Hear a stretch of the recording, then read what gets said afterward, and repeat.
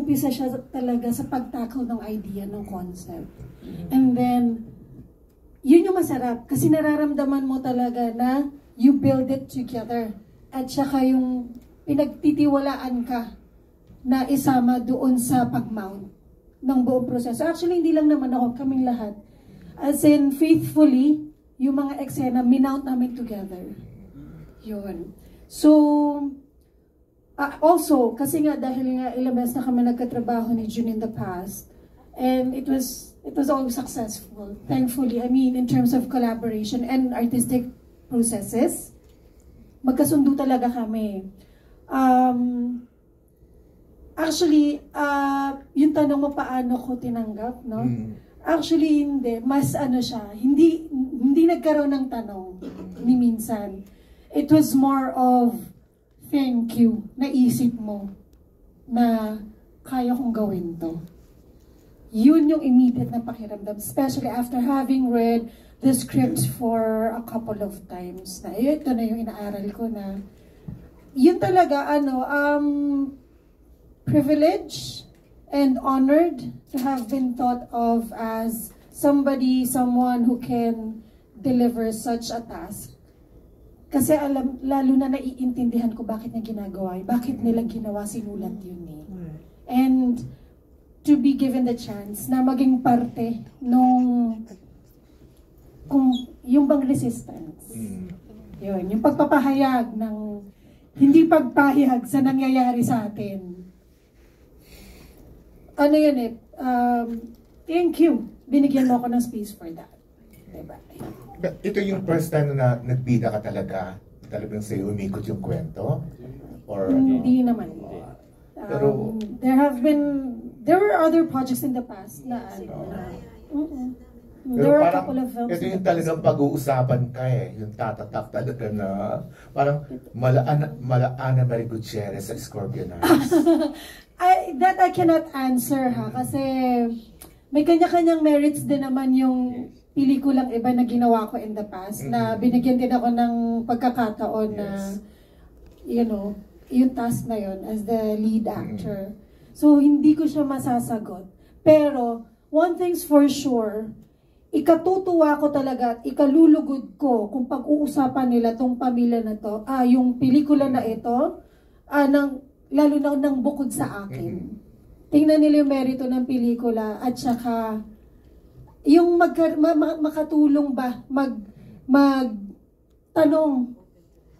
At tama yung sinabi ni June eh. Kung hindi siya magiging accessible sa mga tao, paano makakapag-umpisa ng diskurso?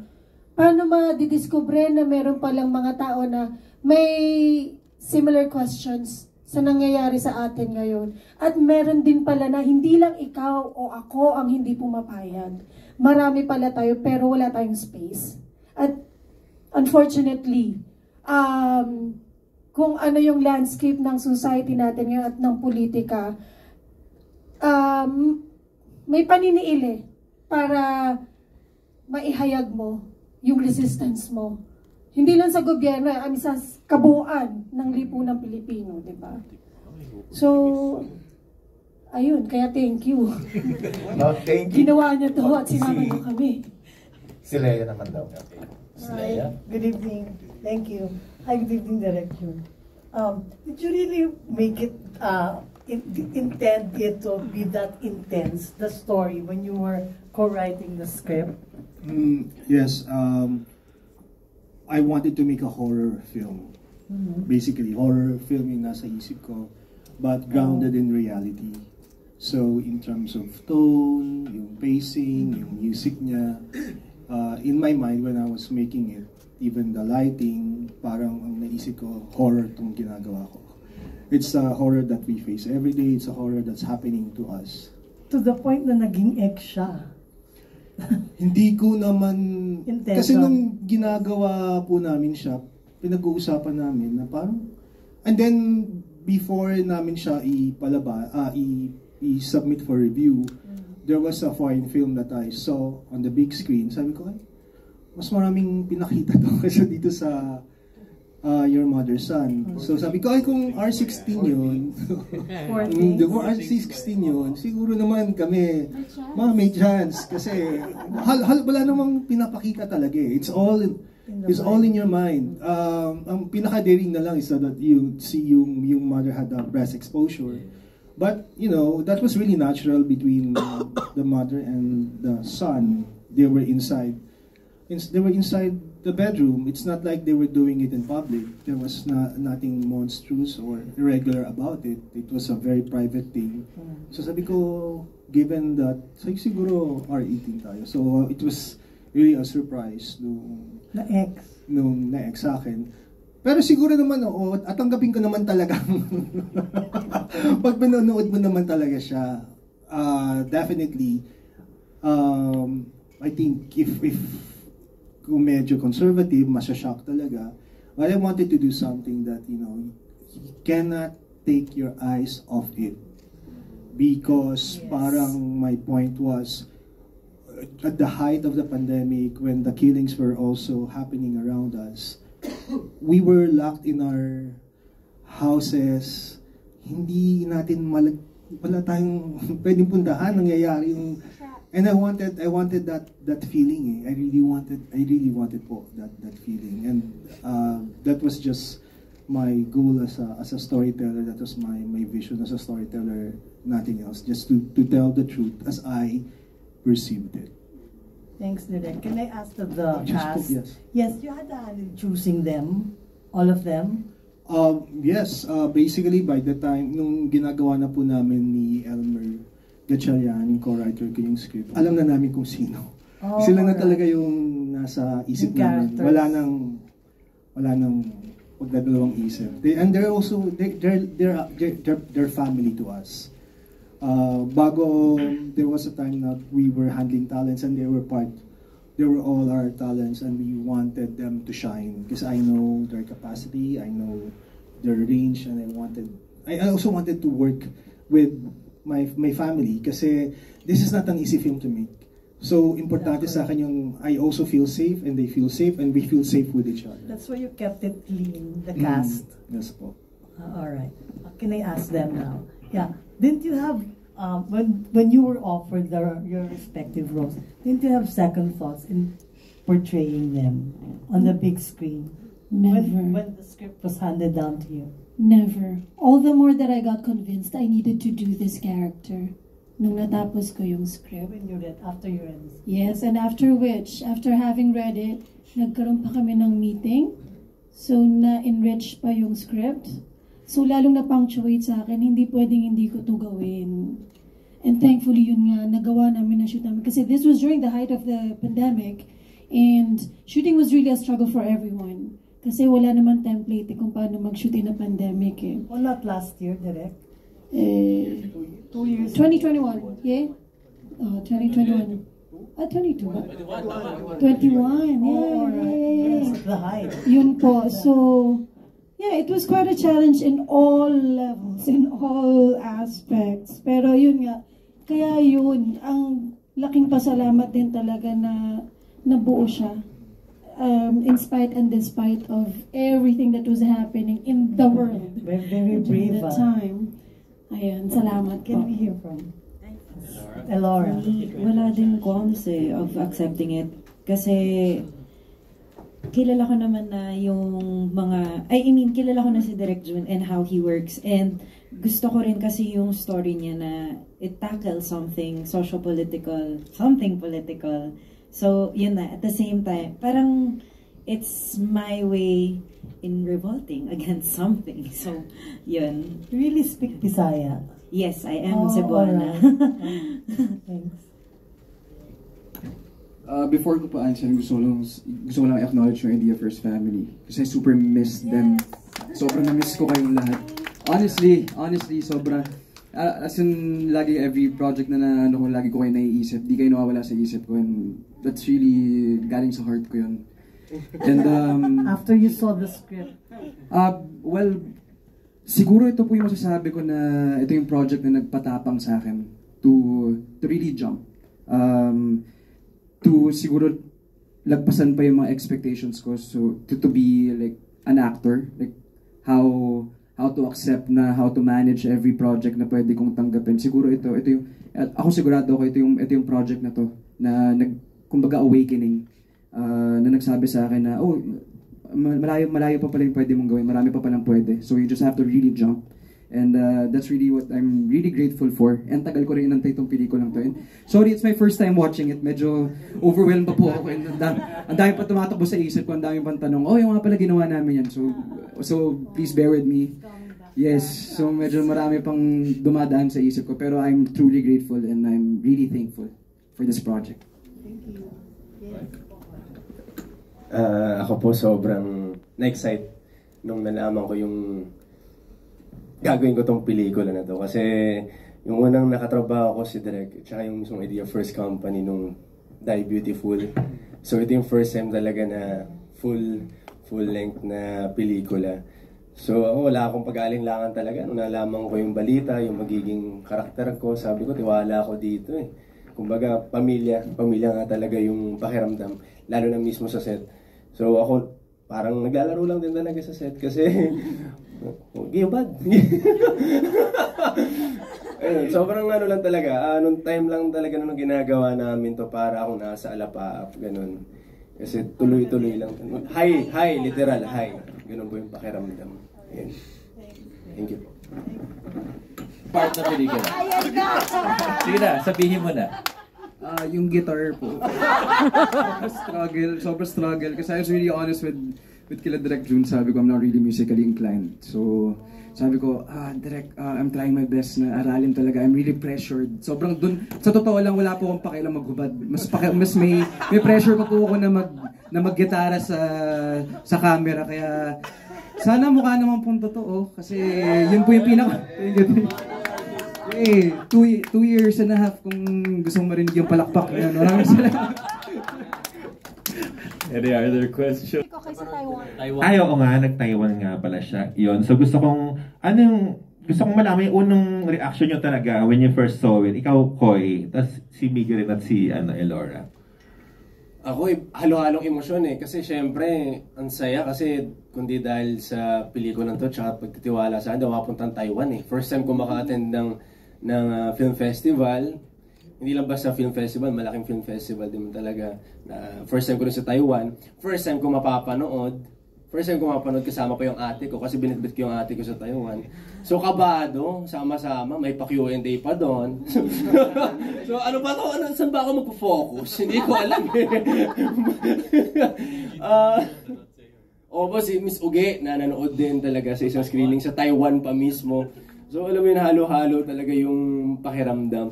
Pero kung tatanungin ako yung pakiramdam ko after ng film, happy ako, sobrang proud ako na maging parte nitong pelikula na to at pinagkatiwala sa akin ng idea first. Habang buhay ko na dadalhin yun eh. Kasi na yan, ma-immortalize na yung pelikula na yan. Kung saan mamapanood, kahit yung director's cut, sana mapanood, no? Kung saan man yung maipalabas sa pagdating ng panahon. At yun, iba pa rin yung feeling nung napanood ko tong cut na to kasi ang dami ko ring scenes na hindi napanood doon sa unang cut na wala doon sa napanood ko nung una. Interest. Oo. Pero kung sa reception sa Taiwan, Koy, na foreigners? Actually, happy sila. Tsaka tumatawa din sila dun sa mga ibang eksena. And after nung film, para akong artista rin talaga naman doon sa Na-feel mo? Oo, na-feel ko naman. Ganun pala yung feeling. Ganun. Natuwa sila. Parang nagalingan naman sila sa pagkakagawa talaga na. So, kaya sobrang na-proud ako. Sa totoo lang. Wow, congrats. Si Miggy, ano yung initial reaction mo kanina nung mapanood mo na siya? Lagi naman po akong overwhelmed eh. And kahit sang angulo or ako naman ginagawa ko. Tsaka, dagdag ko lang na sobrang na-proud ako sa'yo nung first time ko mapanood yung guitar scene sa Taiwan. Parang... Ba't hirap na hirap pa siya no? Nung sinushoot? Naitawid naman eh. Oo. Sobrang kabado and excited at the same time. Di rin ako makatulog kagabi. Na ito na, meron muna kami screening na mapanood bukod sa opening film sa April 12. Overwhelmed na po talaga ako. Sobrang, diba? Out of words ako. Well, ayun, siguro mas more of recall po siguro na, yun nga po, may mga, ayun pala yung ginawa namin kasi basically some of the parts of it, I don't really remember na. Kasi nga, it's 2021 pa. But, I'm excited to watch it again. Siguro pag napanood ko ulit doon ako makakapag-reflect ng mas maayos po siguro. But, I'm really happy. Yeah, for sure. That's for sure. Ikaw, Miss Elora. Yan, katulad ng sinabi ko kanina, nayanig ako. But not in a bad way. Actually, nayanig ako in a very good way. Para akong nagising ulit. Parang nakakagising siya eh. Kung ano mang gising yon. Pero, I'm very proud. I'm very proud of it. And at the same time, katulad ni Miggy, marami na nga din akong nakalimutan na, ay, ginawa pala namin yun. Ginawa ko pala yun. Mga ganon. So, nakakaaliw siyang makita na yun pala yung mga pinagagawa namin. Kasi sobrang nag-enjoy kami during the shoot. Sobrang gaan ng mga kasama namin, sobrang gaan ng isa. Kahit na ganun kabigat ng pelikula, ang saya ng lahat. So, 'di ba? So, ganyan pa siya kabigat. Oh my God. So, yun. Buso-buso lang. Buso-buso lang. Ayun. Ikaw, Miss Sue, sa Toronto mo ba ang first time na panood? Yes. What was your reaction? At kamusta rin yung reception doon? Maganda. Okay naman yung reaction. Both ano siya walang gitna na reaction. Dulo-dulo. No? Which actually we talked about it ni na June at saka ni na Elmer na hindi siya surprising. Which sa akin naman, na-appreciate ko na ganun kasi ibig sabihin, tumatawid siya ng mga kultura. Diba? Kumbaga nahahamig, nahahagip yung sensibility ng kung anong sitwasyon ng mga Pilipino. Diba? So, anyways, reaction, yung totoo, the first time ko napanood sa Toronto, buti kasama ko si na June. Kasi may pagmamanhid talaga eh. Oo, kasi, ewan ko kung nangyayari sa inyo o nangyayari ito sa inyo, may ginawa sa memory ko yung lockdown eh. Alam mo yung parang may mga hindi totoong nangyari. So, 2021 namin to shoot, diba? Napanood ko 2023. As in, parang may mga nabura kasi sa memory ko. Tapos nung napapanood ko na, yung shock bugi talaga yung buong sistema ko na, nangyari pala to. Tapos, may nakadikit katulad nangyayari kay Migs. May nakadikit na memories eh. So, sumasabay siya, tumatakbo siya. Habang napapanood mo yung pelikula, tumatakbo din yung memory mo na pang personal. At the same time, nakikita mo yung binuo yung ginawa niya. Totoo yung sinabi ni Elore. Ang bigat pala ng pelikula. Yun, ang bigat pala ng pelikula after having watched it the first time. So, ang bigat pala niya. Pero ang saya kasi namin nung ginagawa hindi mo siya talaga mararamdaman na walang clue na ganito siya. Pero, after the screening in Toronto, may isang naiwan talaga na pakiramdam sa akin na ayokong bitawan. May kakampi pala ako. Ayun yung mga kakampi ko, nakabuo kami ng ganyang pelikula. So all the more na nakaka-encourage at saka nakaka-remind na tapangan pa natin, hindi tayo pwede magpasiil kasi wala tayo mag-aalaga sa isa't isa diba? Bilang lipunan, bilang kultura. So, personally, this film is a good reminder of that. Nice. Ang ganda ng mga dialogue ni Miss Sue, no? Direct John, curious ako dun sa tanong ni Jerry kanina kasi sabi mo, you made, nagre-edit ka ba? You made a different cut for the Philippine audience. So, mas shocking yung sa international or paano? Yeah, basically, yes, it's a different cut. There are some lines or some scenes. Well, basically, these are the scenes naman talaga. Pero may mga shots na wala dun sa director's cut na kailangan kong ipasok dito. Because I needed to remove or trim some of the scenes and I didn't want to compromise the integrity of the film. So, salamat sa mga editors ko, kay Christian, si Christian, siya ang responsible sa editing kong Philippine version. And it's a really good edit. It's a different movie in a way.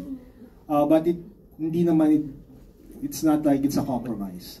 Pero it would be really interesting for you guys to also be able to take a look at the... Nakaka-curious tuloy lalo kasi different movie yung kinalabasan. Pero, so, ang daming... It's safe to say na ang daming talaga na-edit from the original. Ako bilang director, feeling ko ang dami. Kasi it took me a while na tanggapin. Pinabayaan ko muna silang i-edit na... Nasa isang sulok muna ako. Galit-galitan. Galit sa sarili, galit sa Sumamaan loob mo. Wala kang gustong kausapin. And then, nung pinanood ko, okay naman pala. Dami ko ng arte. Hindi nyo kailangan mag-reshoot, no? Hindi. Sa editing na lang talaga. Editing. First time mo ba direct na ma-ex ang film mo? At yung nangyaring ganito? Yes, yeah. Wow. Kaya, dapat pala lalo akong magalit. First time. Wow. First time ko na-experience. Ganun pala. This is the first. Kasi ito yung pinakamatapang mong pelikula so far, no? Obviously. I don't know. I mean, kasi masyado tayong... when it comes to sex, we don't want to talk about it. We don't want to confront it. But it's so part of our lives. It's how we use power sometimes, diba? Using sex. Sex is power. So para saan parang, ewan ko, maybe we're just liberated people. Para saan, ano ba yung big deal dude? We're just telling a story. We're just really telling a story. But, you know, if they had a problem with that, ikikwento pa rin namin without compromising our voice and our integrity. Oo, support ka namin. Tapos natuwa lang kami, nagbalik alaala namin, Jerry, yung ito mga También memories doon sa mga threesome scenes ng dalawang boys and di ba, Elora. Ano yun? Conscious ba yung yun na ginawa mo? Direct parang homage ba yun? Or naisip mo lang na dapat talaga may ganun silang eksena? At kamusta si Kokoy at si Miggy doon sa mga ganung scenes? Well, panood kayo ito Mama is one of my favorite movies. Pero hindi naman talaga siya much. It's just the natural flow of narrative dun sa ginagawa naming kwento. And, you know, for everybody to feel safe, naka-storyboard naman yung mga love scenes, yung mga sex scenes, naka-storyboard yun. So parang, you know, dumadating nga sa point ang boring. Boring na kasi, you know, as much as possible ako ayokong nag-storyboard kasi I want to have that moment of discovering something while shooting kapag naka-storyboard masyado ng plakado. Pero ito, I wanted everybody to feel safe. So, naka-storyboard, minsan papakita ko pa yung picture sa kanila, ito yung position. Ito yung gagawin natin. So, para lang, sure, para everybody feels safe. Sa kanilang lahat, wala akong problema kasi siguro nagkaroon kami ng discussion. And even before we shot the film, pumunta na rin kami sa location. Nag-rehearse kami na basically kinukunan ko ng iPhone yung mga eksena. So nagawa na rin actually namin yung mga eksena kailangan namin gawin dun sa lugar na yun. So by the time na pumunta kami, alam na namin yung gagalawan namin. I mean, meron kaming chemistry as a group, pero pag gumagalaw kasi sa isang bagong lugar, medyo nanganganay ka, pero hindi na kami nanganay kasi na-rehearse na namin. They're all very professional, wala akong masabi. Last na lang for the cast. Kasi nga ang intense ng mga intimate scenes, di ba, Koy? Although nakagawa ng fuckboys, ganyan, si Miggy nakapag 2-in-1 na din, rin yung mga explicit scenes. Pero, kamusta? Kasi physical talaga, hinahawakan niya yung mga parte ng katawan ng isa't isa, ganyan. Si Miss Sue talagang walang keber sa mga ganong eksena. How was it doing it? Koy, Miggy, yung kayong apat.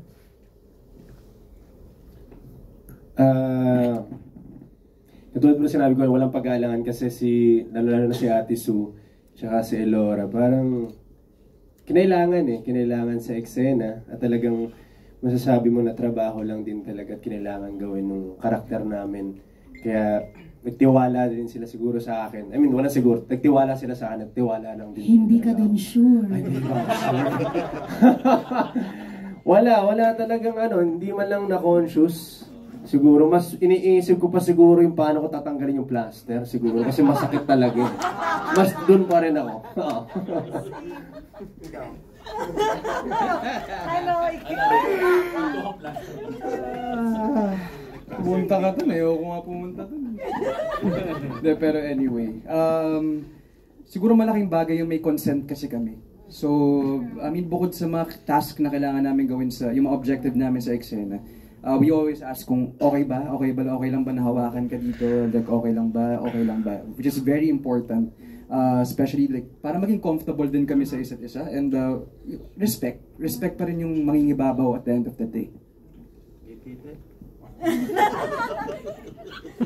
Kwento ko talaga.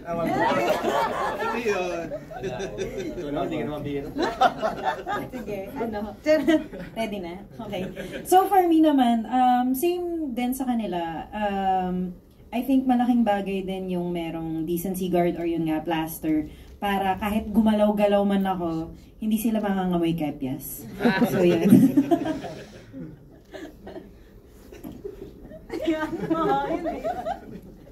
Sabi sa inyo, masaya po yung naging shoot namin eh. Talaga, seryoso, kahit yung sensitive scenes, walang mabigat for us eh. Siguro, one is, klaro yung communication ng lahat sa isa't isa, especially coming from the director, tas amongst us actors. So, walang pag-aalinlangan. Tapos kung may doubt, pwede magsalita eh. Ayun na-establish kasi na safe space siya eh. Unang-una. Mulat sa pool, meeting pa lang, no? Yung pag-uusap pa lang sa script, dun pa lang na-establish na kasi yun eh, na safe space. Itong project na to, safe space yung isa't isa. And I think tama lahat na sinabi nila, I really do agree with them. But I think, isa sa mga pinakamahalaga doon, klaro sa amin kasi kung how much we value our relationship with each other. More than being mga manggagawa sa pelikula. Siguro nandun na kasi yung antas nung relasyon namin sa isa't isa eh. Kaya, ayun, andali. Nung napanood nga namin, saka lang namin na-realize ang hirap at saka ang bigat pa rin nung ginawa natin. Pero it never felt like that kasi while we were doing it. Thankfully. For this masterpiece ulit. Okay, si girlfriend, so ikaw muna. Hi girlfriend. Congratulations sa iyong performance dito. Kasi natanong na din naman ni Alan D yung mga tungkol sa steamy scenes ninyo. So tatanong ko na lang, ano ba yung understanding nyo sa lahat ng cast? Ano ba yung understanding nyo sa mga characters nyo? Like, si Ma'am Sarah, paano niya namamanipulate yung dalawa na talagang gusto siya ng dalawa, you know? Hindi naman siya sweet, hindi naman siya pa-sexy. Paano siya? Ano yung understanding mo of your character? Also si Alora and the boys. Pakwento lang yung all about your characters and how you understand it in your own words. Okay. Ang swerte ko kasi yung director ko and writers of this material, again, communication pa rin eh. Doon talaga nag-uumpisa yun. Kasi mulat sa pool, pinag-uusapan namin ni June, ni Elmer, especially kami ni June, hindi na lang kasi director ko siya, na aktor na ako eh. Mas siya eh, pinag-uusapan namin siya bilang diskurso na yun. Ganun na yung direction.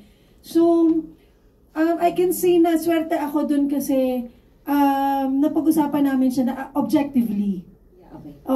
Kumbaga napapag-usapan namin siya si Sarah bilang representasyon ng isang social issue natin dito sa Pilipinas, ganyan. And we had to siguro para mas ma-define siya at saka para mas madali siyang pag-usapan, kailangang mag-research.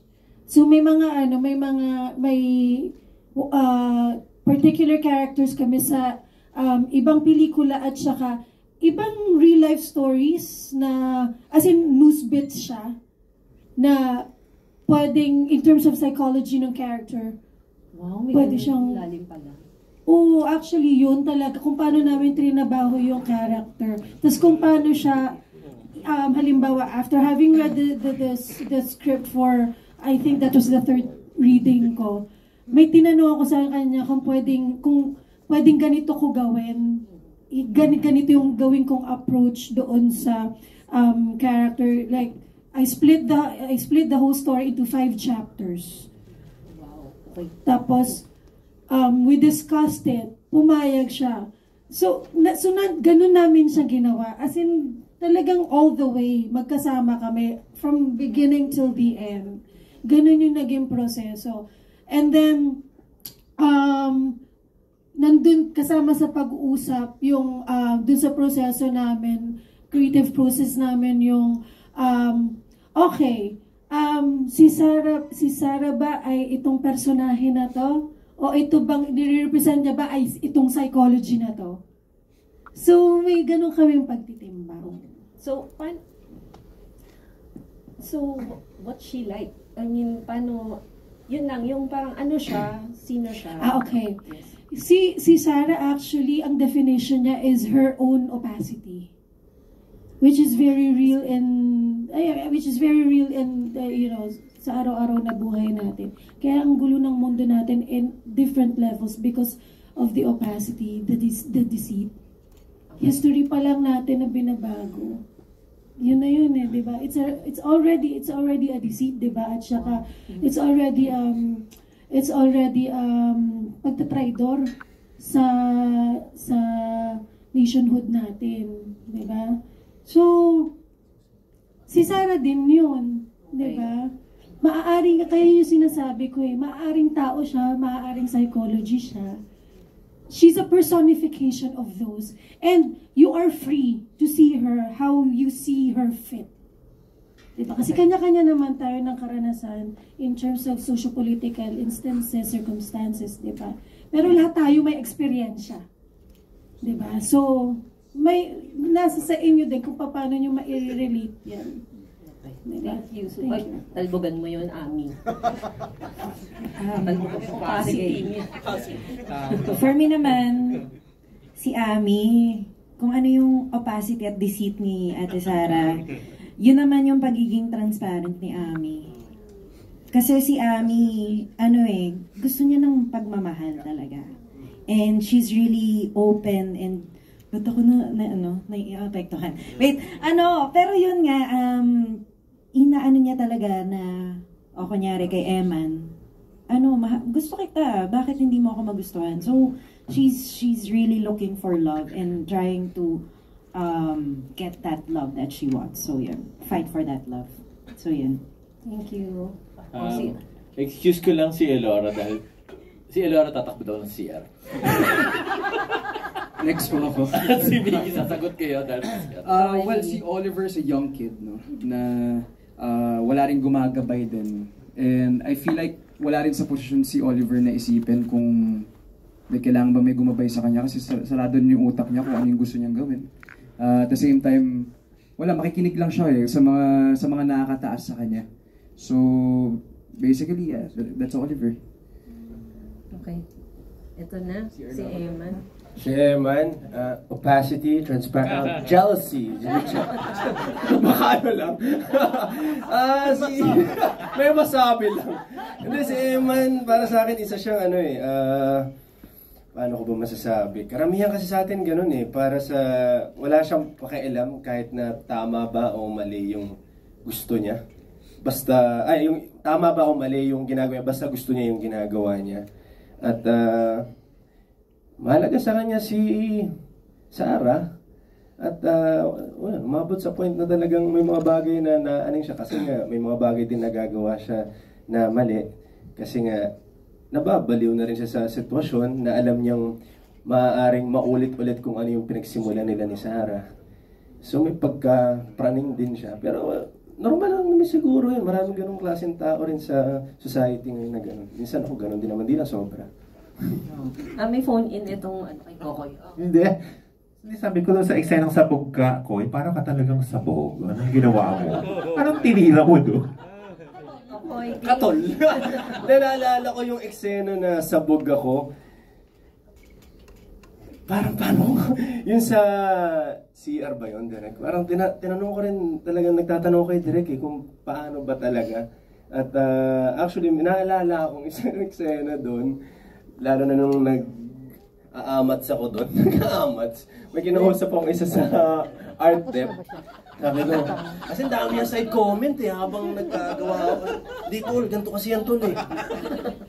Tol, paano ba yung paano yung may amats tol? Hindi, sa atin lang to ha. Paano ba yun?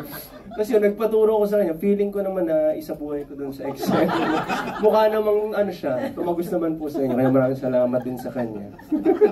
Maraming salamat doon sa paglaglag. Hindi naman name drop.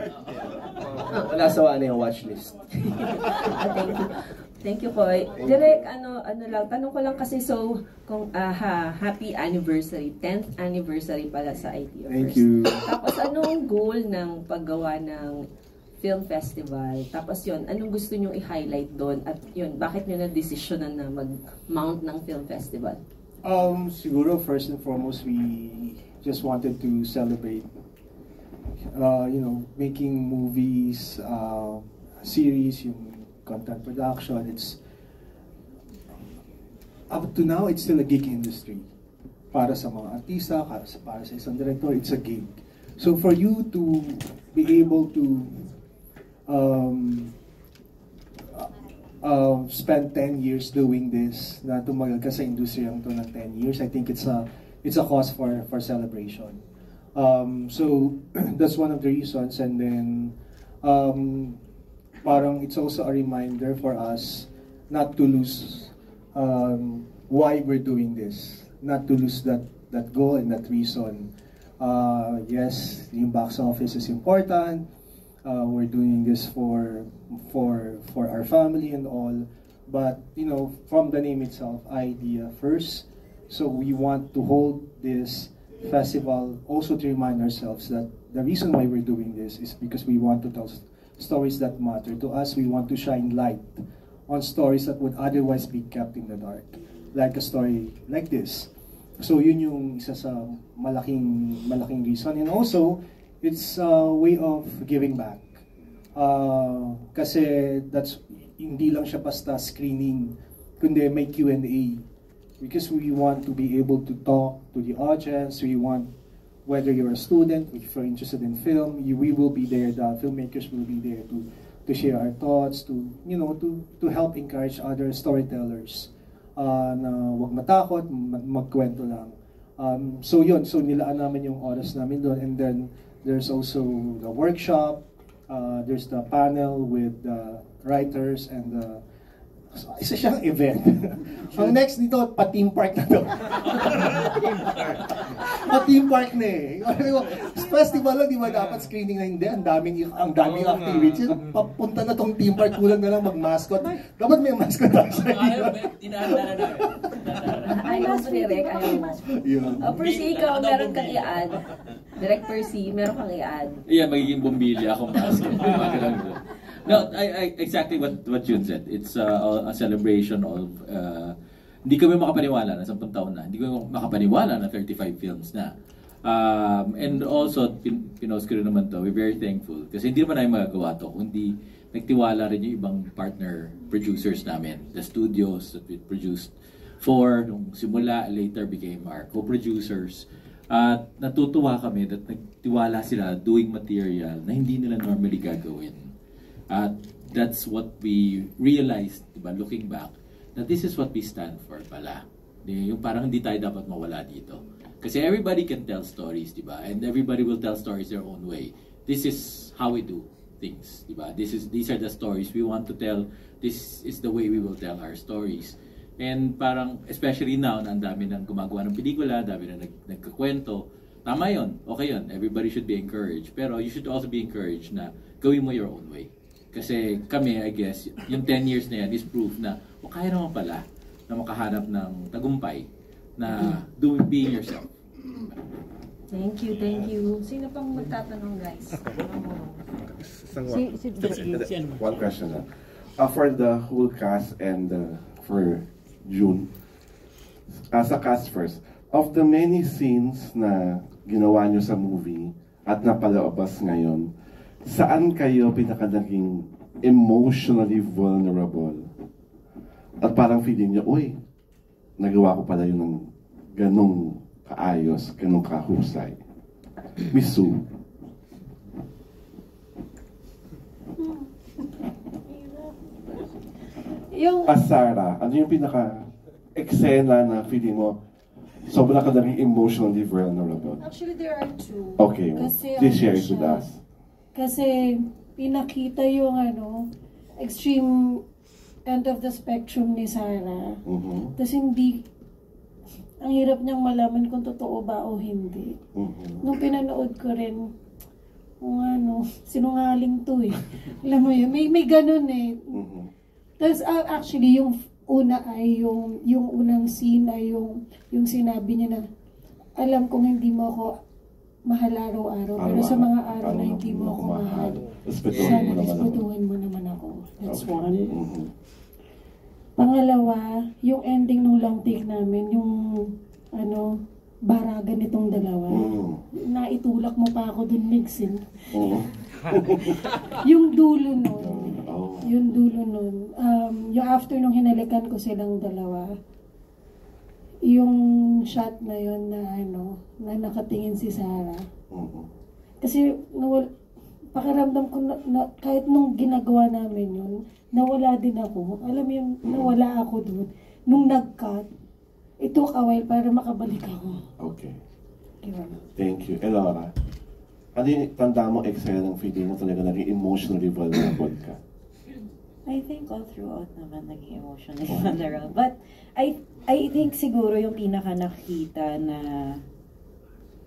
naging vulnerable si Amy is the labada scene. Okay. Na away with Eman. With Eman. So yun. Okay. Nikki? Siguro yung confrontation scene, tsaka yung gitara, sige. Happy? Ayun pa siya yung gitara. Why the confrontation scene, Nikki? Well, the confrontation scene kasi it's the day one. Day one na shoot namin siya kinunan. Very nangangapa pa kami. Yung first day jitters ng kapaan ng characters. We haven't really fully grasped. But it was an experience. Like, so, it's malaking learning curve yun. So, nagamit ko na ulit. Pero, super sarap sa feeling kasi yung fulfillment lang nga kasi yun din yung tinry namin i-rehearse nung pumunta rin kami before we actually shot it. So, one long take siya, so maraming blockings and ang daming what do you call that? Ang daming points na kailangan mong alalahanin talaga, mga hit mo yung markers mo. Ang dami, very, what do you call that in term? Stimulating. Parang information overload siya. Pero at the same time, it's so fun to do. Koy, ano yung mga eksena mo na talagang feeling mo lang emotionally vulnerable ka? Isa rin yun talaga, yung one long take na yun. Yung confrontation. Oo, pero every time na may mga mag-isa ako siguro na scenes, parang bigat-bigat lang na parang nafe-feel ko minsan parang kailangan ko bumitaw minsan kaagad kasi parang masyado ko siya atang nadarama na ganun yung nararamdaman ko na kailangan ko pa minsan magpagpag.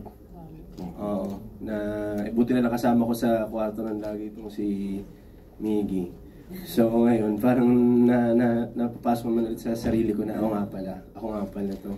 Kasi ang hirap lang ng ganun dinadala minsan na ang bigat-bigat tapos wala kang eksena. Buti na lang din si Direk June lagi nakaalalay din na kumbaga hindi naman namin siya kinukunan ng sunod-sunod din. So medyo nakakalito rin minsan. So every time na ayan, sayang, biglang parang ako minsan naapektuhan na ako. Parang baliw na ako.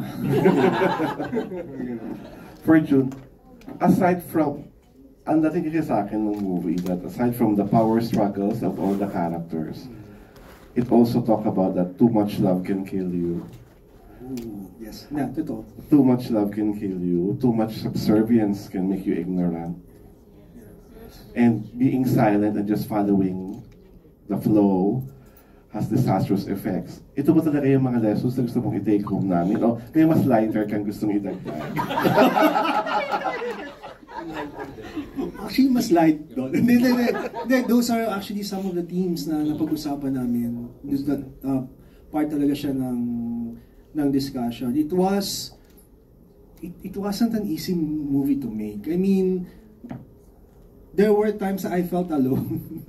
Really, I felt alone kasi on one hand, you have to make sure that the set is light enough para relax yung mood.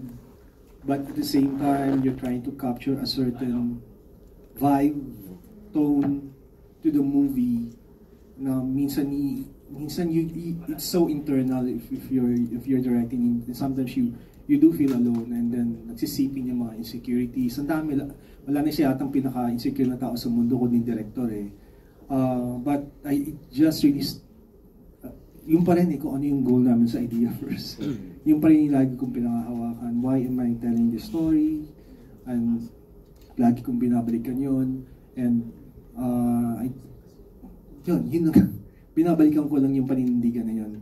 Kung ano yung rason kung bakit ko ginagawa yung kwento. And that's been the guiding light. Be the light. Yun yung guiding light namin lahat. Yun yung nakatulong. But yes, lahat ramdam ko yung I remember yung ginawa namin yung confrontation, one long take kasi yun eh. So maraming muntik na disgrasya na mangyari. Pako, yung tatamaan, yung altar na ang dami, ang tagal, parang ilang, and then minsan nandun na sila. Bigay na, and then ramdam na raw na isa. And then may konting mali lang, kailangan ulitin. And then nanghihinayang ako, papaulit ko ba sa kanila? Baka kaya na itong magawa ng paraan. Pero hindi, kailangan ulitin. So by the end of it, ang daming takes ito. They were so drained, I remember. Nilipito ko yata si Kokoy para sabihin kung ano yung next scene. Pag hawak kay Kokoy, muntik na siyang matumba. Yung namihina siya. And then na-realize ko, isipin mo yung artista mo. Kasi iniisip ko, maubusan na kami ng liwanag, di ba? Pero muntik na siyang matumba kasi pagod eh. Nandun talaga. It was so consuming. So, yun. Okay, thank you. Okay. Hi, hello, Derek. Two questions. Number one, saan ang galing inspiration for the characters? Based ba ito sa true story? Or like, malis na patayan, pero yung characters nila, based ba ito sa true story or saan galing inspiration? Nangyari siya sa akin. Joke. Lahat na lang nangyari sa akin. Lahat na lang. So, ikaw si Sarah. So, ikaw si Sarah. Kami ni Elmer, yung co-writer ko, we go way back. As in, first year college pa lang nagsusulat na kami. Marami kami mga kwentong nabubuo, and I think yung pinaka-germ nito nandun na nung college students pa lang kami. Nandun na, lagi namin binabalikan yung setup na yan. Lagi namin binabalikan, and I think it was just during the pandemic na nabuo namin. Because of everything that was happening, doon talaga namin siya nabuo, and kaya mabilis namin siyang nabuo eh. Because we've been actually wanting to do something like this. And can you imagine? We're talking about, we were first year college anong year yun. And that's how we saw what was happening around us. And it hasn't changed. It hasn't changed up to now. Yung pa rin yung tingin namin, yung gusto namin ikwento nung nasa college kami, na first year college kami, ito pa rin yung kwento natin. Hanggang ngayon. Parang yung tingin ko sa Barber's Tales na sana dumating yung point na maging hindi na siya applicable sa atin, and yet we made that film how many years ago. Pag pinanood mo ngayon, yung pa rin tayo. And then direct sana yung location and gaano yung katagal ito sinuot? Para sobrang liblib ng lugar. Ilang kami po? 6 or 7 days siya. And then yung location, saan yung ano niya? Sa Buso-Buso. Thank you.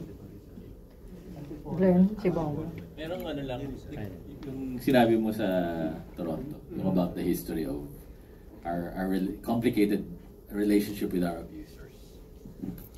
May pa-statement yan. Mistake. And then, when I was asked, tinanong kasi sa akin, why are we telling this kind of story? And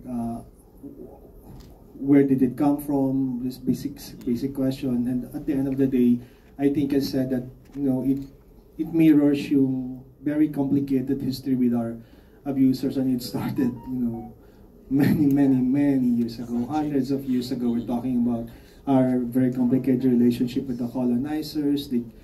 Ang abusers natin eventually are the people that we look up to. And the people that we want to please. Diba? And that's after Spain with the US, and even with the leaders that we voted into power, leaders that we know are abusers, we know they have a history of corruption, we know are womanizers and all. We elect them into power, and at the same time, they're the people that we want to please. I don't know, nacha-charm ba tayo, whatever, and that's how I see this family. That's how I see Sarah, the Filipino family. The moment that we allow the people that we look up to, the institutions that we look up to, the moment that we allow corruption around us to happen, it will happen to us. It will happen to our family. Papasok siya sa pamilya natin. And dadating yung point na magiging amoral tayong lahat. Right or wrong, doesn't matter anymore. Then, final question. Ayan, good evening. At syempre, congratulations sa lahat. Okay. Kaya Direk Jun muna.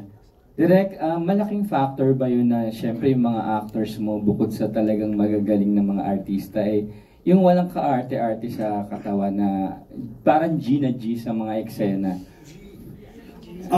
Malaking bagay yun, but more than that, I think, kasi pwede namang walang ka-arte-arte pero walang talent. Yung handa lang maghubad, pero anong gagawin ko sa paghuhubad kung wala akong nararamdaman, di ba? And these are brilliant actors. Yes. No question about it. Yung maikikwento, kasi makakapasok ako sa mundong yun, yung mga artista mo. Pag pinanood mo sila, hindi na sila artista, they become the characters. So, yun yung pinaka-importante. They're gifted performers. No question about it. Yun yung una eh. Kung gifted performer ka, i-convince kita siguro, pwede ka bang maghubad for the story. Pero kung naghuhubad ka, yun lang, hindi ka tayo i-convince na maging part of ito. Wala akong pakialam sa paghuhubad mo. Pero do you remember one instance sa set na you have to convince one of them or yung actors na gawin ito? Wala naman. Wala talaga. Sumobra na ba? Wala. Sobra sila. Lahat sila sobrang committed talaga. Okay, thank you, Derek. Kay Miggy. Miggy kasi syempre, bukod sa pinakita mong husay sa pelikula, isa sa mga sigurado mapag-uusapan yung liit are, di ba?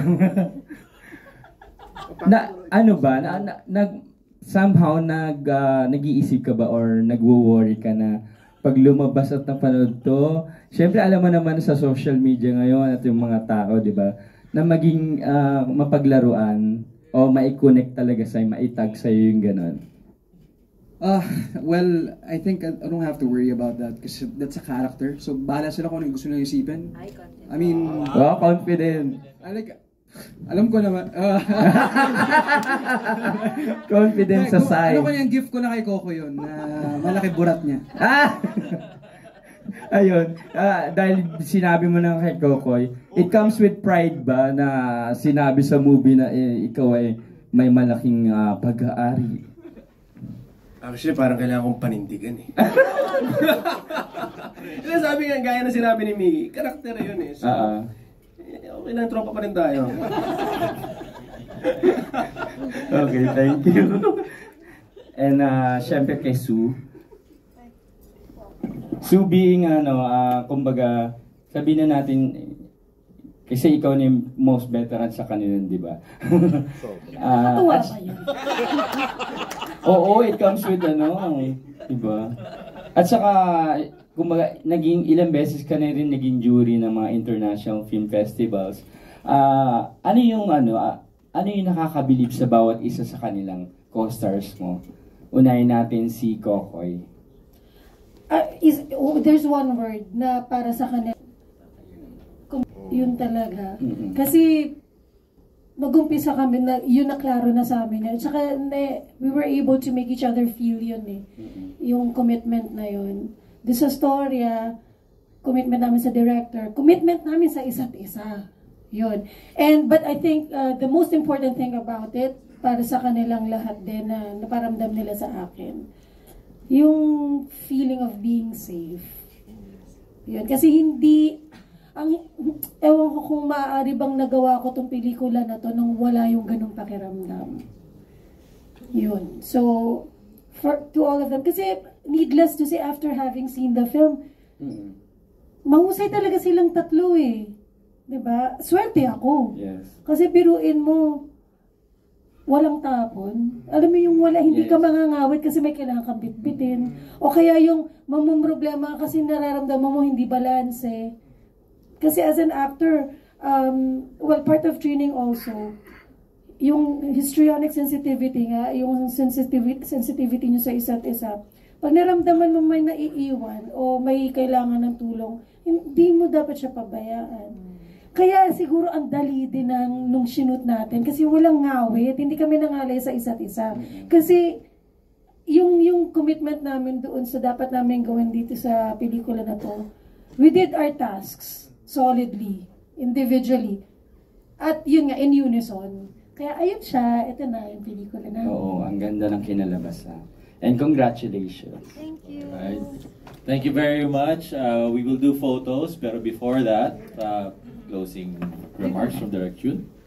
Maraming salamat. Maraming salamat po talaga. I really appreciate your presence. Your gift of presence here is really valued. Maraming salamat sa pagpunta. Maraming salamat sa pag-appreciate sa pelikula namin at sa tulong na ibibigay ninyo para ikalat na may ganitong pelikula at sana silipin ng mga kaibigan natin, mga manonood. Thank you po. Thank you. And please don't forget, April 12 to 14, ang Enlighten, the Idea First Film Festival, of which Your Mother's Son is the opening film. So,